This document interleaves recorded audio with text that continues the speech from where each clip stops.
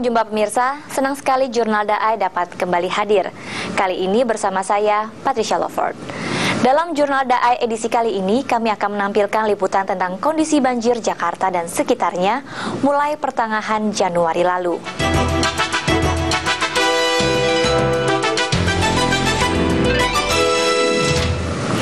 Awal tahun ini, sebagian wilayah di Indonesia dan khususnya wilayah ibu kota Jakarta dilanda bencana banjir. Bencana ini diperkirakan lebih besar dari bencana yang melanda pada tahun 2002 dan tahun 2007 yang lalu. Hampir seluruh wilayah ibu kota terendam banjir.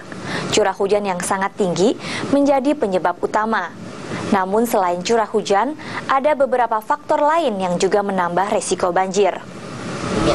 Sekitar 471 warga harus mengungsi di kawasan kaki lima Rawabuaya, Jakarta Barat. Mereka mengungsi karena perumahannya tergenang banjir setinggi 1 hingga 2 meter.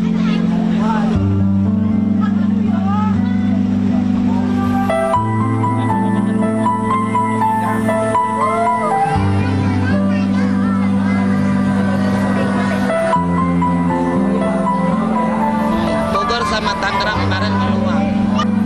Di rumah ada sekitar 1 meter lebih.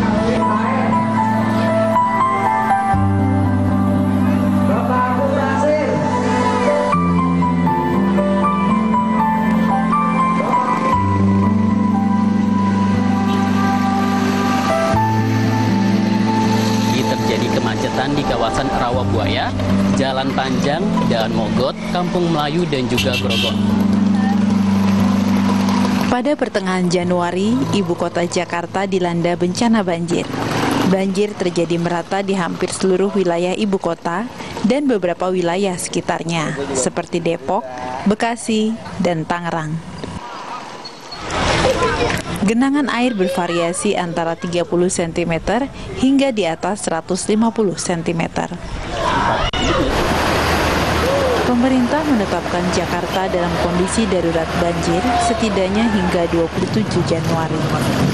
Warga mengungsi ke beberapa tempat, antara lain aula masjid, posko pengungsi, gedung pemerintah, sekolah, ataupun markas tentara.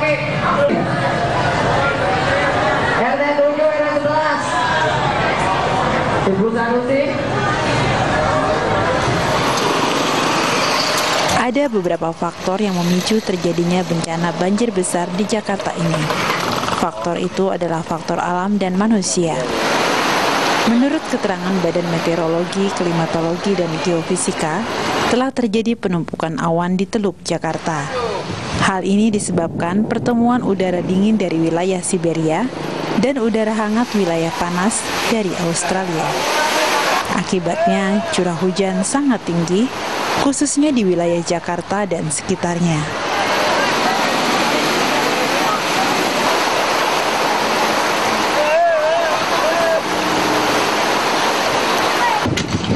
Selain itu, wilayah-wilayah pesisir utara Jakarta juga mengalami hempasan gelombang tinggi dan pasang air laut atau banjirop.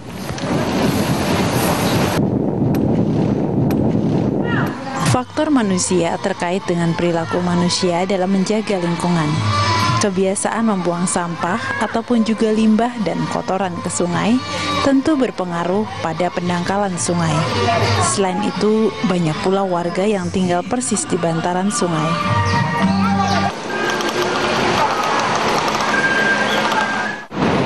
Menurut para pengamat lingkungan, faktor lain adalah kurangnya lahan terbuka hijau.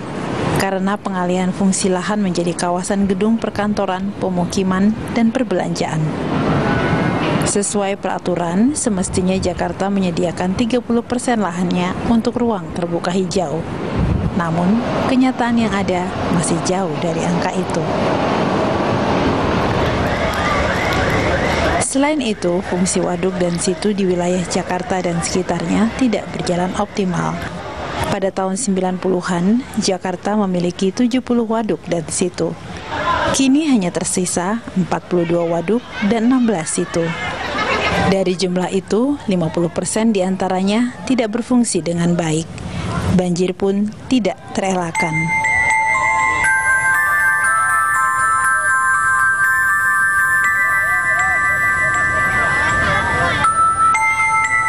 Sejak akhir tahun lalu juga telah terjadi kerusakan di beberapa tanggul, antara lain Tanggul Kali Adem di Jakarta Utara, Tanggul Kali Cipinang dan Tanggul Kali Laya di Jakarta Timur, Tanggul di Kedoya Selatan, Jakarta Barat, dan Tanggul Kanal Banjir Barat di Jalan Latu Harhari, Jakarta Pusat. Kerusakan sebagian tanggul di hampir seluruh wilayah Jakarta ini tentu berpengaruh pada meluasnya area banjir. Banjir yang terjadi di ibu kota awal tahun ini ditengarai dampak kerugiannya lebih besar daripada banjir Jakarta pada tahun 2002 dan 2007. Kerugian itu berupa kerugian materi, korban jiwa, masalah sosial, kesehatan dan psikologis, serta masalah ekonomi. Duka karena bencana banjir adalah duka bersama. Berbagai upaya menanggulangi dampak banjir dan menangani korban banjir dilakukan banyak pihak secara serentak. Kerugian memang tidak dapat dihindari, namun pertolongan, perhatian dan uluran kasih dapat meringankan beban orang yang berduka. Peristiwa ini menjadi sarana bagi kita untuk secara bersama pula melakukan langkah-langkah nyata pertobatan demi kehidupan yang lebih damai sejahtera.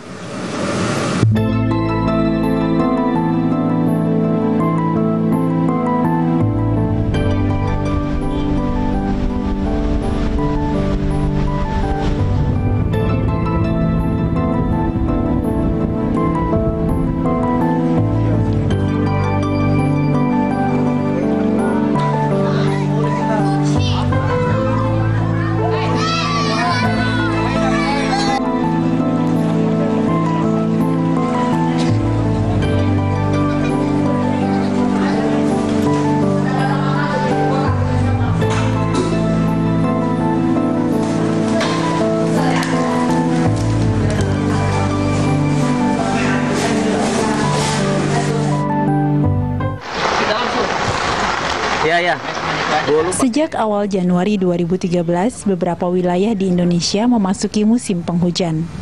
Intensitas curah hujan yang terus meningkat menyebabkan air sungai meluap.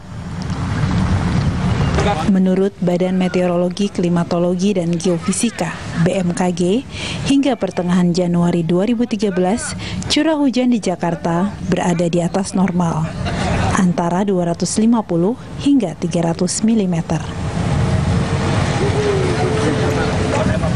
Curah hujan yang tinggi menyebabkan sebagian besar wilayah Jakarta terkena banjir. Akibatnya, aktivitas ibu kota pun nyaris lumpuh. Di beberapa wilayah di Jakarta, banjir telah menggenangi pemukiman warga hingga mencapai 1,5 meter hingga 2 meter. Berdasarkan catatan Badan Nasional Penanggulangan Bencana pada pertengahan Januari, lebih dari 50 kelurahan di Jakarta terendam banjir. Banjir di pertengahan Januari ini menyebabkan pemenuhan kebutuhan makanan menjadi sulit untuk didapat. Begitu pula dengan berbagai penyakit seperti penyakit kulit dan demam menjadi ancaman bagi kesehatan warga. Kelurahan Kapuk adalah salah satu wilayah yang mendapat imbas banjir cukup parah. Pada 16 Januari lalu, banjir telah menggenangi rumah warga setinggi 1,5 meter. Di rumah berapa orang, Bu? 4 orang. Oh, 4 orang? Ya. Butuh apa aja kebanyakan, Bu? Susahnya apa aja? Butuh segala-galor, kompornya terguling, nggak bisa masak, nangkring aja kan punya anak kecil. Di wilayah Kelurahan Rawabuaya, Cengkareng, Jakarta Barat, tercatat sebanyak 12 RW terendam banjir. Ketinggian air pada saat banjir mencapai 30 hingga 200 cm. Ya selimut, ya kayak makanan begitu dah. Yang susah kan makanannya, obat-obatan juga iya. Ini pada beriang tuh, pada panas. Ini pilek tuh. Sementara di wilayah Pluit, Jakarta Utara, ketinggian air mencapai hingga 1,5 meter. Dari luas wilayah 7,71 km persegi, hampir 95%-nya tergenang air. Tingginya volume air diperparah akibat jebolnya tanggul yang membatasi antara laut dan daratan. Kayaknya sih kita nggak ada tahulah bisa sampai segitunya terjadi. Pas kejadiannya parah, tengah malam, hujan, pas udah jam 2, jadi kita nggak bisa ngapa-ngapain, listrik juga padam. Sampai minggu ketiga Januari, tercatat 20 orang meninggal dunia akibat banjir. BNPB juga mencatat total sekitar 45.000 warga Jakarta harus mengungsi pada saat banjir. Semua korban banjir menderita, baik yang bertahan di rumah masing-masing maupun di pengungsian.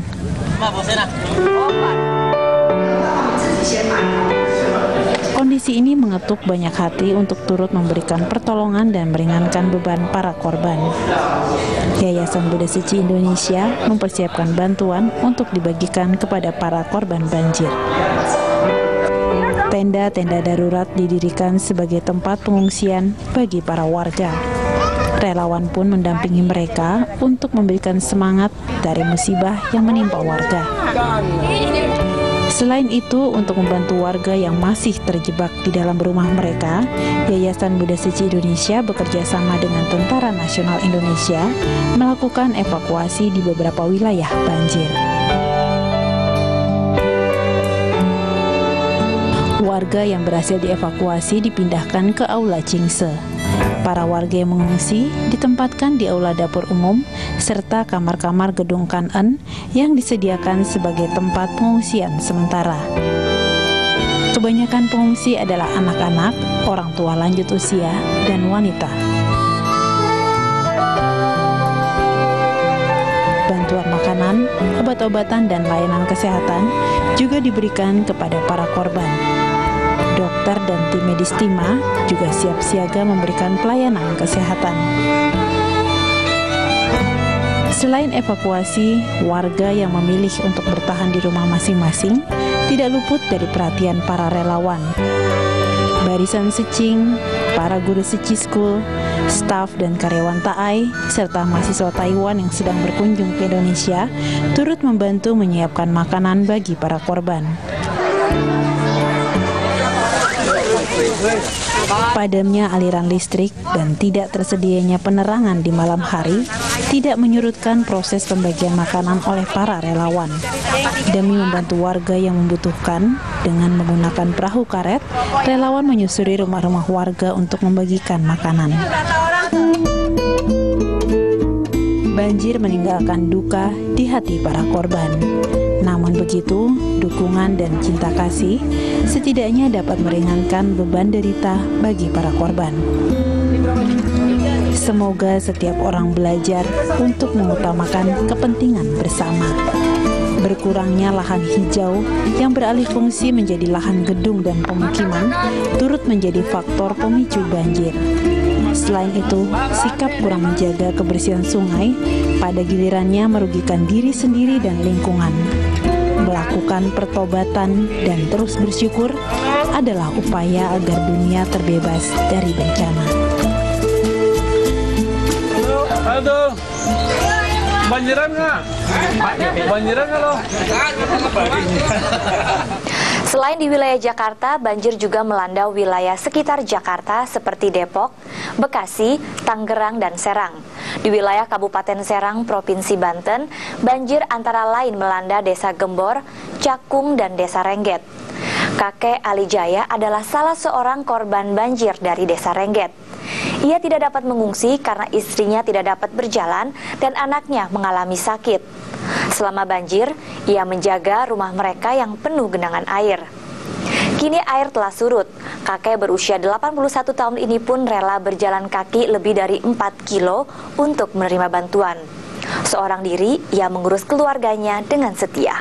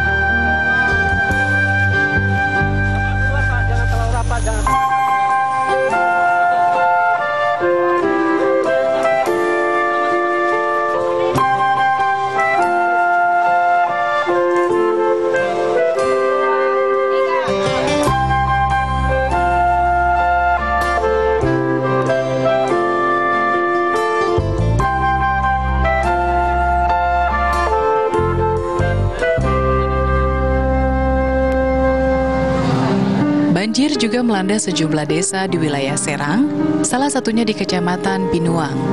Selama kurang lebih dari 2 minggu, banjir merendam rumah warga di 6 desa. Tidak hanya membuat warga harus meninggalkan rumah dan mengungsi ke tempat yang lebih tinggi, banjir juga membuat warga yang sebagian besar bermata pencaharian sebagai petani tidak dapat memenuhi kebutuhan pangan mereka. Lahan pertanian yang mereka garap terendam banjir. Tinggi air yang menggenangi perumahan warga mencapai 1 hingga 2 meter.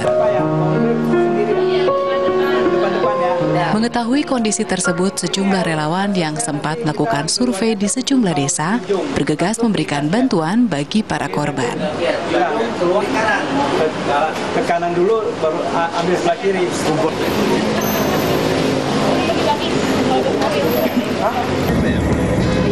Setelah melakukan persiapan, relawan langsung menuju ke titik pembagian bantuan di Desa Cakung. Karena akses jalan yang terputus akibat longsor, relawan pun harus menyusuri jalan lain untuk mencapai desa tersebut. Warga yang telah mendapat kupon bantuan telah berdatangan untuk menunggu bantuan dibagikan. Sebanyak 1.000 paket sembako, masing-masing terdiri dari 10 kg beras, 20 bungkus mie instan, 2 liter minyak sayur, dan 1 bungkus biskuit diberikan kepada warga di 6 desa. Dikarenakan beberapa akses jalan sudah tidak dapat dilalui, maka bantuan pun dibagikan di 2 titik, yaitu di Kecamatan Binuang dan di Desa Cakung. Dibantu jajaran Tentara Nasional Indonesia, pembagian bantuan dilakukan secara tertib. Ali Jaya, kakek berusia 81 tahun ini, menjadi salah seorang korban banjir di Desa Renget. Selama 12 hari, banjir telah menggenangi rumahnya setinggi kira-kira 50 cm. Ia pun menjadi salah seorang yang menerima bantuan paket sembako dari Yayasan Buddha Seci Indonesia.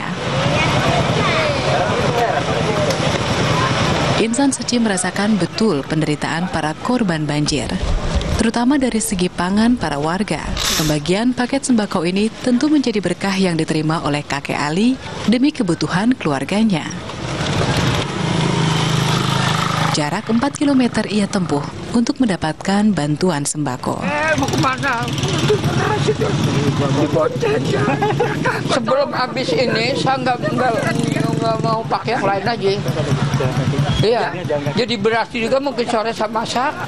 Kalau habis ini nih yang dari yayasan ini, Yayasan Buddha Suci ini, baru mungkin pakai yang lain.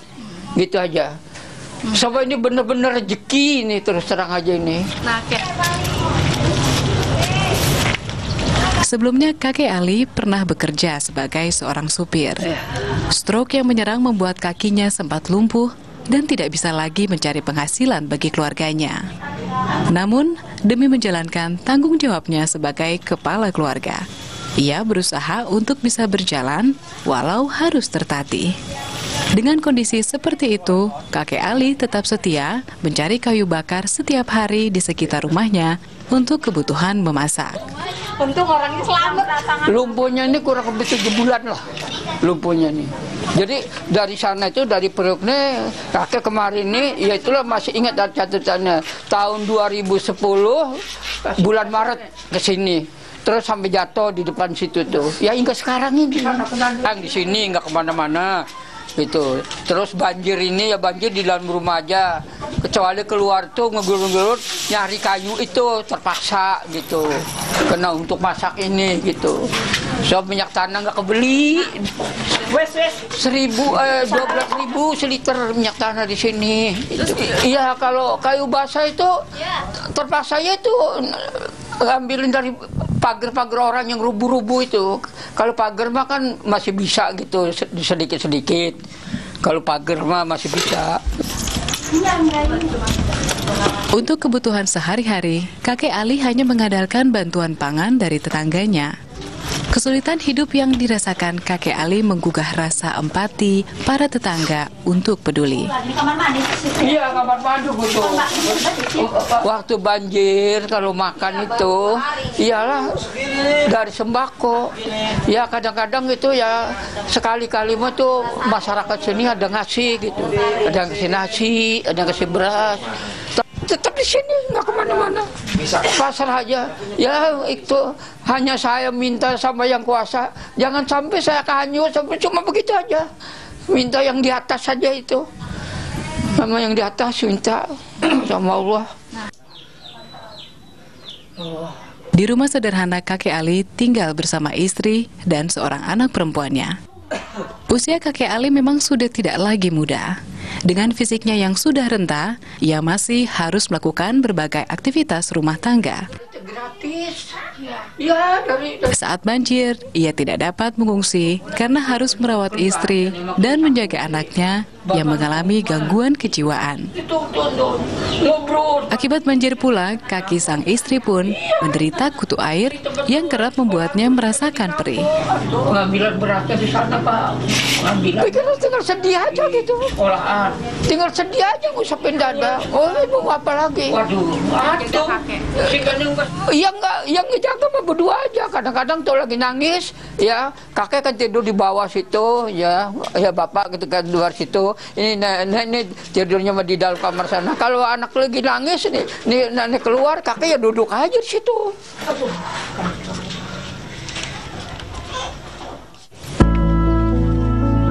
Walau hidup dalam kekurangan, tidak menyurutkan rasa syukur yang terus dipanjatkan olehnya kepada Sang Maha Kuasa. Kakek Ali hanya berdoa agar ia dapat terus menjadi penopang bagi keluarganya, berbagi dan mencurahkan perhatian bagi mereka yang menderita adalah sebuah wujud mensyukuri setiap berkah yang diterima.